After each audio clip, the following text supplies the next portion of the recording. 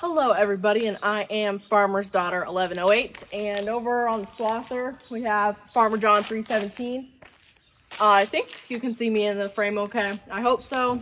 But today my car is in desperate need of a wash for back to school, so we're gonna get that done today. And it might not be that interesting, but you know what? It's content. Content is content, so let's go. The first thing we are going to do is we're going to get the power washer fired up here. So if you look, it's already plugged into this outlet right here. Hydrant is on.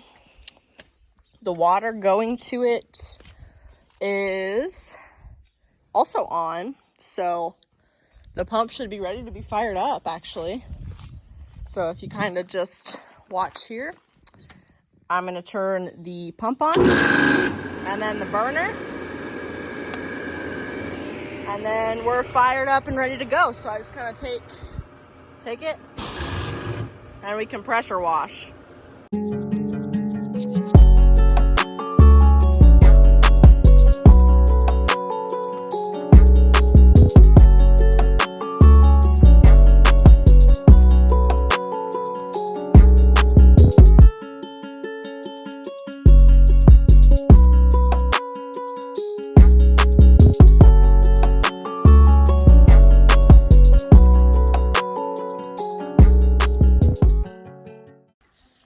Okay, so what I just did was I hit the car with just some water. So what we're going to be using to actually wash it is it's this stuff. I think you can see it okay. It is from Hotsy, and the Hotsy sales rep guy says that it's what he always recommends to us. Oh, whoops, that is spilling. That's what's in this bottle right now. He always recommends it to us because if you just spray it on there, and you just have to spray it on there, and you let it sit for a couple minutes, and then you pressure wash it back off, and it takes all the stuff. And if you use that, and if you wash your car with that foam, you don't even have to touch the rag, you know? It just makes...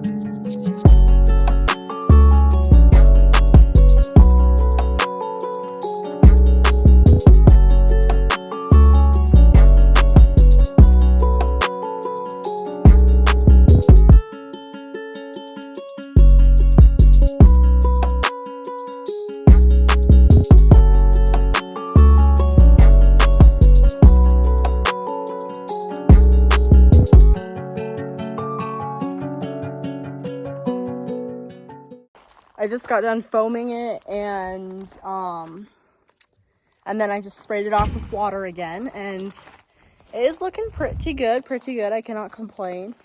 But I think now I'm just going to go ahead and check the tire pressure on it just to make sure that I don't need to air it up, because I have it right beside the shop right now.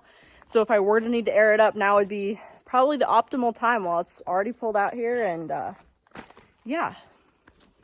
Okay, so I got my tire pressure checker thingy, and I'm going to go ahead and just go up to the tire. It's honestly a pretty easy process here. You just come up to the tire here, and you just unscrew this steel, and make sure you keep a hold of it. I mean, they do make more, but it's honestly just easier if you take and save them. So yeah. Schrader valve. Dad, I don't need to be that technical, do I? Dad's telling me this is a Schrader valve. Okay, it's not focusing at all. That's a Schrader valve, and you got to put the tester on the Schrader valve, and then you look at it. Mine are at 30 pounds, but I don't know. Is 35 more ideal? Probably. Okay, I think I'm going to put some air in that one just because going back to school and everything, I might as well put the air, well, it is not focusing at all. But anyway, I might as well put the air in it right now while it's beside the shop rather than having to come back and put air in it later.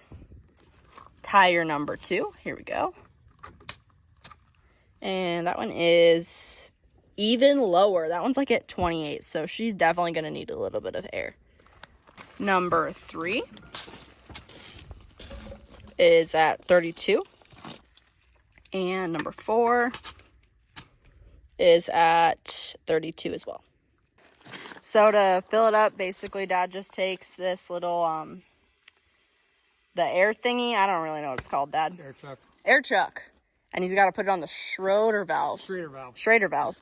And yeah, now I'm going to go back in and check it.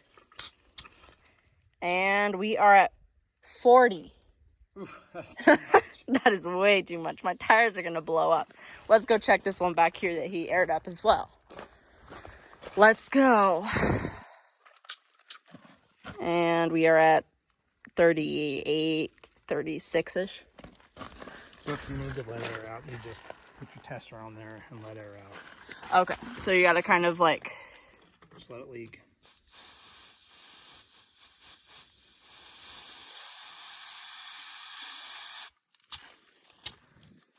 And now we're right about where we want to be. So we're going to go do that with the front one.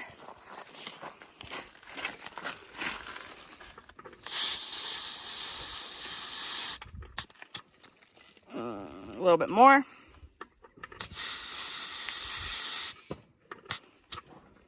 And that one's at 30. Anyway, this is about at 35, so that's perfect. So we're gonna go ahead and put the caps back onto the Schrader valve. Okay, let's check this one. Whoa. That one is at 30. And this front one here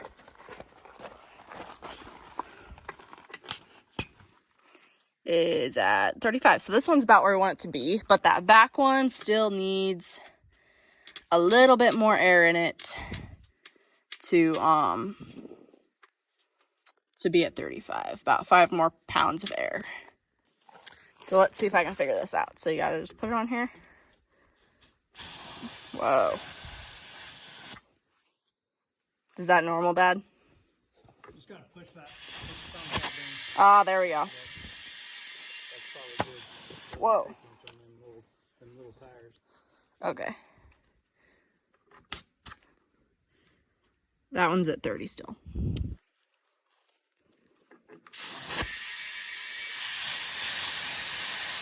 Gosh dang it.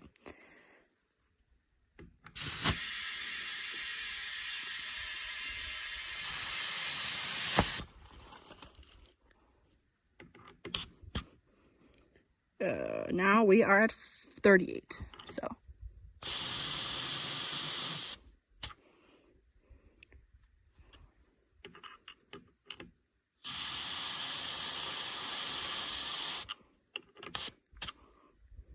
There we go, that's perfect. So then we're gonna go ahead and cap this off, and maybe next we will check the oil. Also, as a little side note, Dad wanted me to include that with that foam stuff that I sprayed on my car, you have to make sure that you do that either in the morning or at nighttime. Oh, he's using the can crusher. You got to do it either in the morning or at nighttime so that because if you do it in direct sunlight, the foam will dry onto your car and leave it super streaky, and it's just not a good look. So morning or nighttime. Right now is about perfect. It's about, I don't know, what time is it? Let me look at this clock. It is 8:58 currently, so we are just doing some car maintenance here tonight. Okay, so when you're gonna go ahead and check your oil, first you gotta pop your trunk. And then most cars, it's right there. I mean, some of them are different, I don't know. And there's usually a switch here, or like not a switch, but like a lever you have to do. And then most cars you have to actually like prop it up. Oh, Dad's got the video for me. Most cars you have to have, there's like a little rod thing that you have to. It's called the dipstick.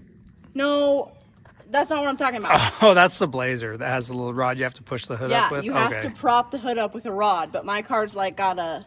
Your car's modern. My car's more modern than the Blazer, so. Do I need paper towels, Dad, or not? Maybe. Do you have a paper towel on hand? I'll just use my hand. Oh, all right. So you gotta, this is the dipstick right here. Oh man, you gotta pull it out of here. This my motor's still really kind of hot. Wipe her off. Oof. Hold. I'm holding. This is hot, Dad. Wipe her off. It's best to use a rag. So yeah, don't use a hand normally. That's not really recommended. But then you gotta dip it in there all the way, so you're touching the oil. And you pull it out. And what? Is it overfilled? I'm confused. It won't focus here. It won't focus.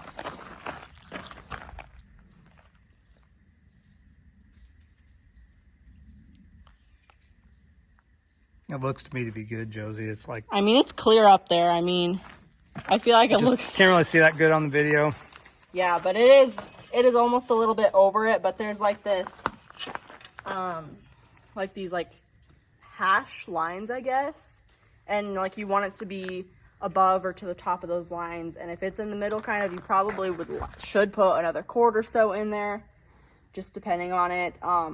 Most cars have like a thing that tells you when your oil life is like expired or whatever, so when you should change it. This car just got changed probably a couple weeks ago, so it's good to go. So yeah, close that up. Solid. I don't know what else to do, Dad. What's next? I mean, you should be good. You got washer fluid in there and all that. Yeah, I just filled the washer fluid again a couple weeks ago, so. And we've got fresh oil in it. Fresh oil. Tire pressure checked. She could probably use some new brake pads, but that's a next month question. Like, that's a next month concern. We've got a few rattles in it. We'll get them taken care of. I don't know what's really wrong with her, but hopefully we'll be able to figure those out. Diagnose them, maybe. But yeah, I think that's all for this car maintenance video here. So if you guys like this kind of content, make sure to subscribe. Hopefully I'll be coming out with some more regular content coming up. Maybe not really sure there, but like and subscribe. Go follow my Instagram and TikTok. Go follow my dad's YouTube, Instagram, and TikTok, and see you in the next one. Bye, guys.